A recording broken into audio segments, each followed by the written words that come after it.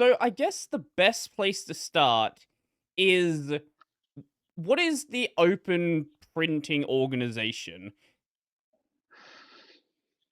Yes, the Open Printing organization is doing a lot of different things to make printing just work.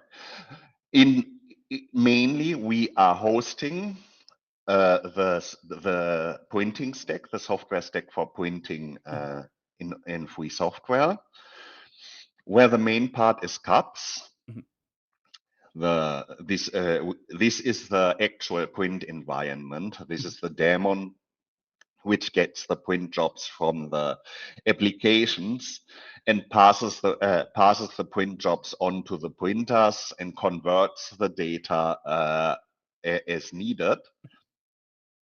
And then we have other repositories. We have CUPS filters. These are filters so that their data can be converted. And we have common print dialog backend, so that the backend, that the dialog print dialogs, the windows from which you control the printing in a desktop application, mhm. can communicate with print environments, mainly CUPS. And we also have we also have other software like IPP over USB, so that modern USB printers can also be communicated with driverlessly and many other things. Mhm. And another thing is we are also working together with the printer working group, which is an industry association of printer and software industry, creating standards for printing, mainly the Internet Printing Protocol, IPP, Mhm. which is also the protocol which makes the base for CUPS already since the beginning. And it's also the protocol which makes the base for driverless printing. Any modern printer understands IPP. And this comes from the printer working groups. They are actively developing on it. We have also annual meetings with them, and so and we one part of our software development effort is to make to turn these standards into free software, so that they are implemented for free software. And we also what where we were more active formally, but nowadays less due to the driverless printing, Mhm. is that we have communicated with printer manufacturers because of the drivers. Mhm. Also help them how to develop drivers correctly. Ask, ask them that it's important that the drivers need to be free software and open source, so that they can easily be put into distributions. Mhm. And we also and as printing is not very attractive for Mm. developers. If you're a volunteer developer and looking through the ecosystem of free software, you would much more easily do some desktop applications, Right, it's a lot gaming more or something visible. like that. Right. And yes, and not printing. And so we are very much engaged in the Google Summer of Code. Mhm, mhm. And with this, we are building our community. We are even currently, but because most came of India, doing an annual conference in India, the Opportunity Open Source. And That's it's not awesome. only about printing, it's about free software in general, Mhm, mhm, but it also helps us to get more people to open printing. mhm. So, you've spoken a number of times there about driverless printers. I don't really know much about how printers actually work. So, how I guess how does this differ? Where you have, I guess, older printers that require their own drivers, but modern ones don't. Like, what's the deal here? Yes, it's really more or less like this. In former times, there were also some standards, like especially PostScript and also PCL, but mostly, especially the cheaper printers, to not need the compute intensive PostScript or PCL, they created all their own data protocols for print for the printer. The printers also, to be cheap, they did not handle fonts and so they only got raster data from the computer, and the building of the page with fonts and so on, the manufacturers left to the computer, as the computer can build the pages on the screen, and so so they and so they published drivers for Windows and Mac, which were simply programs which generated the raster data which the printer needed. Right. Only the printers of different manufacturers had different raster data protocols, and also the manufacturers did not publish these protocols. They just sold the Uh-huh. printer with Windows and Mac drivers, which were closed source. And so people had to reverse engineer the drivers. So they printed under Windows into a file to get in the file the data format.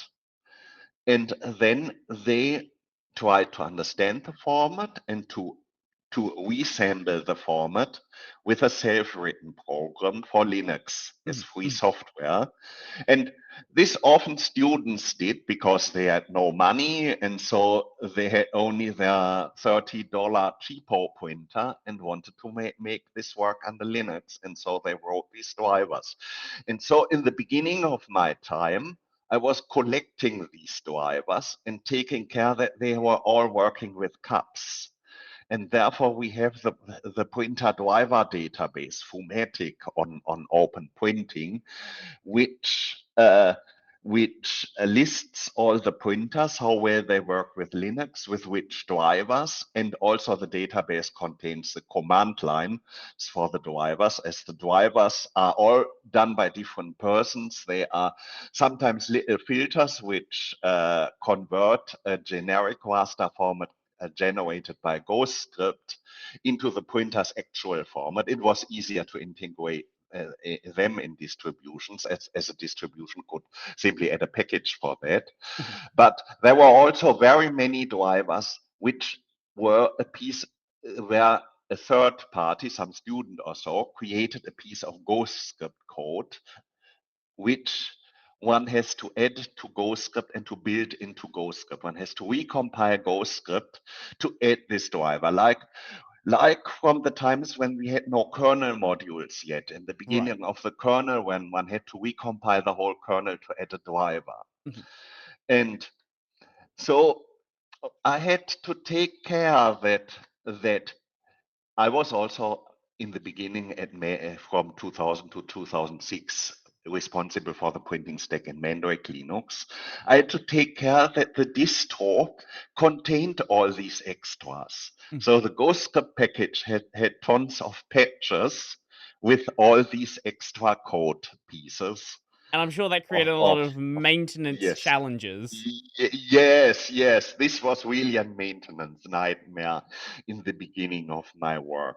And it got better when back in 2007, the Ghostscript upstream made Ghostscript fully free software. Their current master branch got free software. Before, the master branch was non-free. I think the source was available, but it was not free software. And they had GNU Ghostscript branch, which was free software. And so Michael Sweet also made his own ESP Ghostscript. Michael Sweet is the author of CUPS, by the way. And yes, later on I will tell about the history. And so